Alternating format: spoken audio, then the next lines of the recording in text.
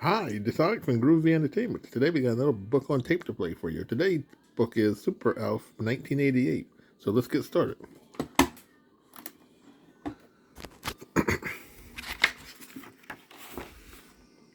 This is the story of Super Elf. You can read along with me in your book. You will know it is time to turn the page when you hear the chimes ring like this. Let's begin now. One morning, Elf discovered Brian looking through a box of old toys. Elf jumped up on the bed. Let me see, let me see! The furry orange alien picked up a comic book. Super Dude? Who's he? He's a superhero, Alf. Didn't you have superheroes on Melmac? Are you kidding?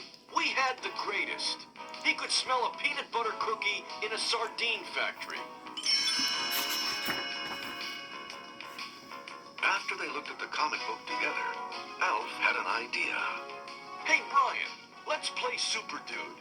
I'll be the hero, of course, and you'll be a child in distress.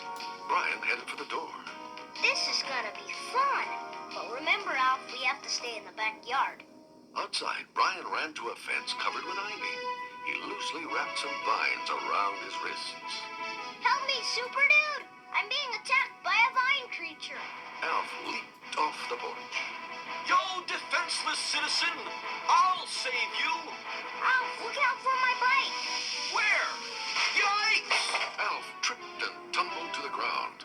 He lay in a heap unconscious. Brian's teenage sister, Lynn, heard Brian's yell and ran outside. She saw Elf twitch, then open his eyes. Whoa, what's going on here? Are you kids in danger? Lynn helped Alf to his feet. No. Brian and I are just glad you're all right. All right, of course I am. I'm Super Dude, defender of the defenseless, helper of the helpless. Brian looked at the alien. Very funny, Alf. Ha! Alf stared at the Tanner children. I'm not joking. I really am Super Dude. Lynn looked at her brother, then knelt beside Elf. You are not Super Dude. You're Elf from the planet Melmac. You just bumped your head and can't remember, that's all. Bumped my head? How'd I do that? You were trying to save Brian. See, I told you. I am Super Dude. Brian put his hand on Alf's shoulder. Sorry, Alf, but you're not a superhero. Sure I am. The only thing I'm missing is my costume. How am I supposed to defend the world without my dude suit? I'll just blend in with everyone else. Lynn stared at the orange alien. I wouldn't worry about that. Sorry, kid. No time to chit-chat. I've got a world to save. A few minutes later, Lynn and Brian found Alf in their parents' bedroom, rummaging through the closet. Alf tossed Kate and Willie's clothes aside. What? No silk? No satin? Lynn looked at the clothes on the floor. What are you doing, Alf? You're creating a mess. I'm making a new dude suit. Ah, look at this t-shirt. 50% polyester. It won't look good in the history books, but it'll have to do. When Alf finished his costume, Brian laughed. Your cape's dragging on the ground. It's too long. What do you want? Good looks or good deeds? Lynn sat Alf down on her parents' bed. Listen, if you keep thinking you're Super Dude, you'll get in trouble. Someone might see you and call the alien task force. A hostile planet, huh? Don't worry. Super Dude can handle it. Flipping his cape, Alf left for the backyard. Lynn and Brian followed him outside. They watched as Alf ran in circles, flapping his arms. Look! I'm flying! Brian pointed to Alf's feet. You're still on the ground, Elf. You don't know how to fly. I do too. I have lots of special powers. I can prove it. Lynn thought for a minute. If you can't prove it, will you admit that you're not Super Dude? When Alf nodded, Lynn smiled. Okay, Super Dude, impress us.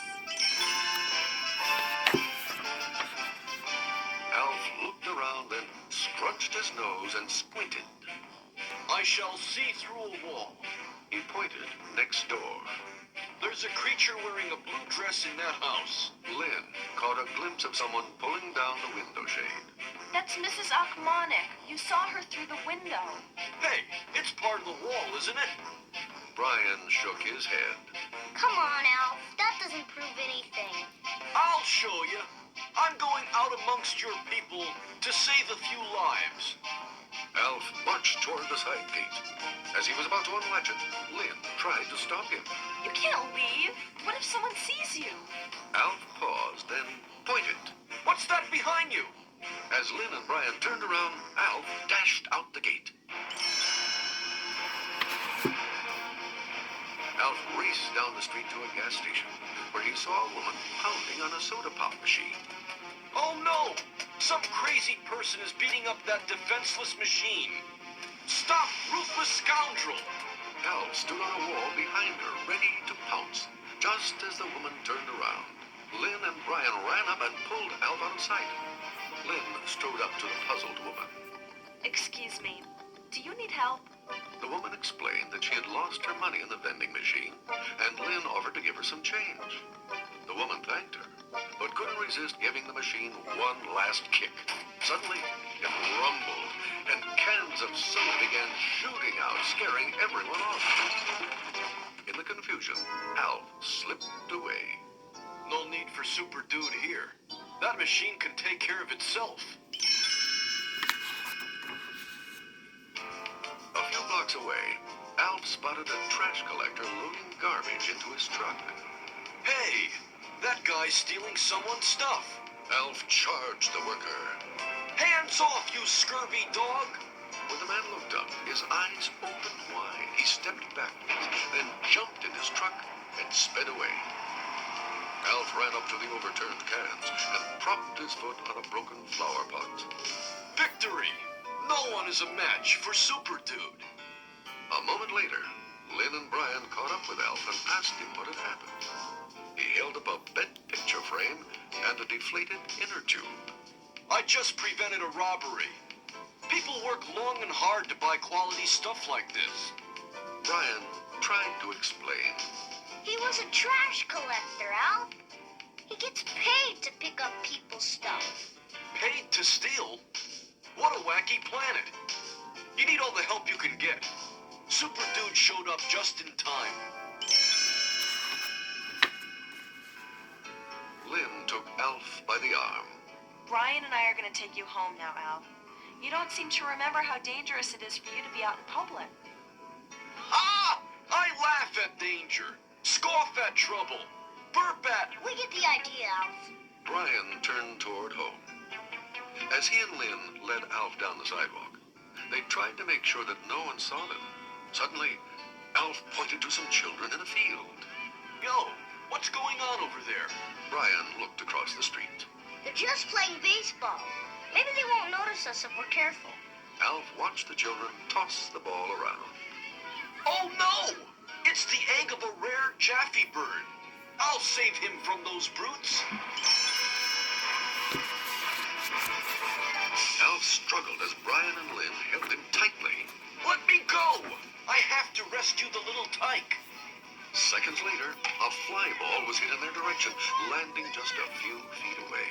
With a burst of energy, Alf broke free and scooped it up. Don't worry, little Jaffy. You're safe now. When he looked up, he saw two teams of angry baseball players racing toward him. Alf took off running, with the egg tucked under his arm. Lynn and Brian followed, with the players in hot pursuit. Lynn glanced at Brian. Now he's really done it. If those kids see Alf up close, they might report him. As she spoke, Alf tripped on his cape and crashed head over heels into a cluster of trash cans. Whoa!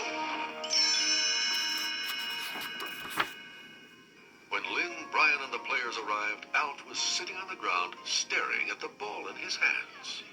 He looked up in surprise when a little girl pointed at him. Why do you have that big nose and orange hair? Who are you? Alf stood up and shook the dirt off. I'm Super Dude, defender of the, helper of, gee, can't seem to remember. He suddenly recognized the Tanner children in the crowd. Yo, Brian, Lynn, what's going on here? Thinking fast, Brian turned to the other kids. He's our little brother Alfie. He likes to dress up in his old Halloween costume and pretend he's a creature from outer space.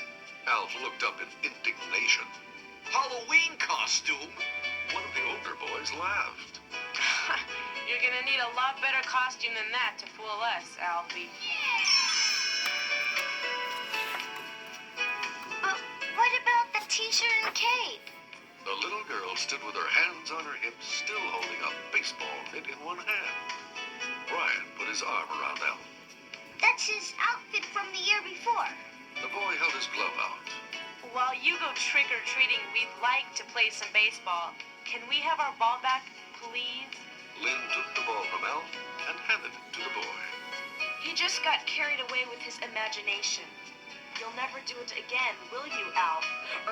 Alfie. No problem. Later at home, Alf wasn't sure that being a superhero was such a bad idea. Maybe I'll try it again sometime. Think of it, Lynn.